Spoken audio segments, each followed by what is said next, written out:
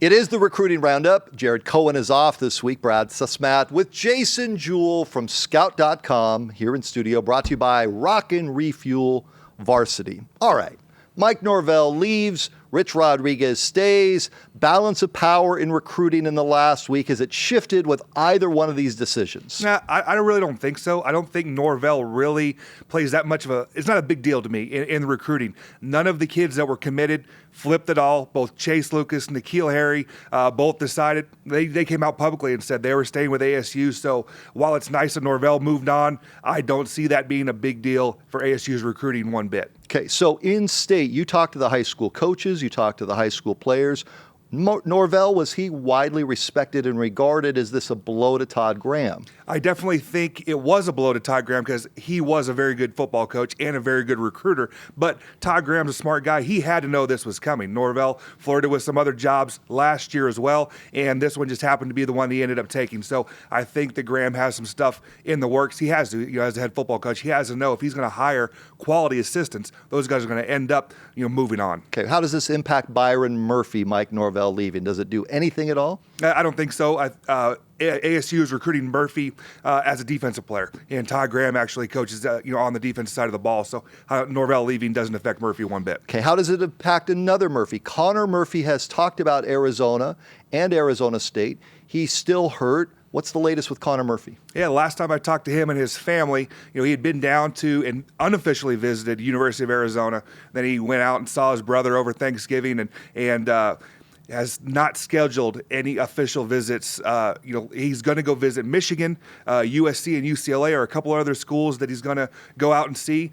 I don't think he's going to end up at either one of the in-state schools, though. Okay, local kid that does make a commitment to ASU, they make it official.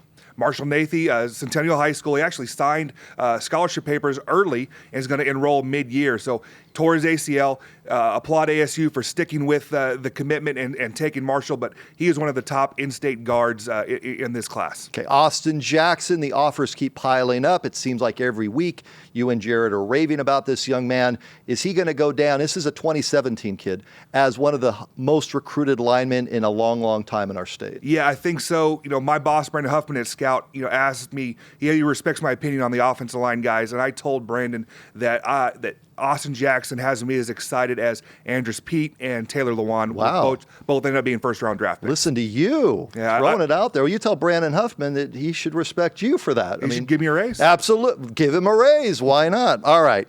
Mountainview sends some offers out, right? Yeah, Matava to us. I say that 3 times fast, but a wide receiver, outside linebacker type kid was offered by Weber State. Been known predominantly as a wide receiver, has had over 1,000 yards receiving each of the last 2 years, but I actually think he's going to end up being an outside linebacker type at the next level. Where? The school, Weber State, is the only Division I offer currently. Only one right now, but do you think more are going to come for him? Yeah, I think at that level, that 1AA FCS level, he does have a Division II offer from Dixie State, as well. But I think like NAU, those schools in the Big Sky are are in in the realm of his possibility for his playing level. Okay, Ryan Kelly commits the quarterback from Basha to Oregon, but that's a 2017 kid.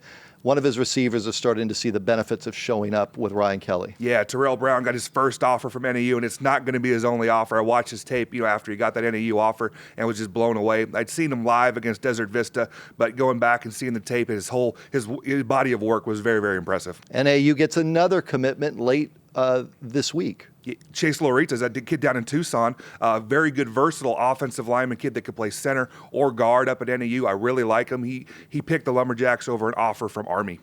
What is on your radar here in the next month to 2 months before Letter of Intent Day, first week in February? Who are you looking at saying, Brad, I really don't know about this kid. This kid could really blow up, or it may take some time for him?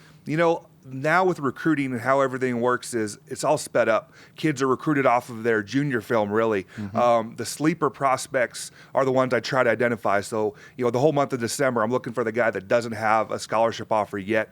The one that Jared and I have talked about quite a bit on the roundup is Austin Dixon, a big offensive tackle from Corona del Sol, guy that grew 3 inches and gained 50 pounds and is just now starting to get recruited. Wyoming, New Mexico State, Weber State are a couple of schools that offered him. Okay, before I let you go, there are a lot of people watching saying, I want my kid or my grandkid or my brother, or one day I want to be on the recruiting roundup. What advice would you give them if their kids are 7th, 8th, 9th graders? Well, let the kids have fun first and foremost. I get a lot of parents that think their kids are Division I guys. Well, they're only in 7th grade. So let the kids have fun. Let them get through, playing freshman football, playing junior varsity football. And then when they get to a varsity level where they've got some good film, maybe they've made all conference, maybe they honorable mention all conference, then get their tape to me and then I'll evaluate it. It's really tough to evaluate a kid's freshman football film.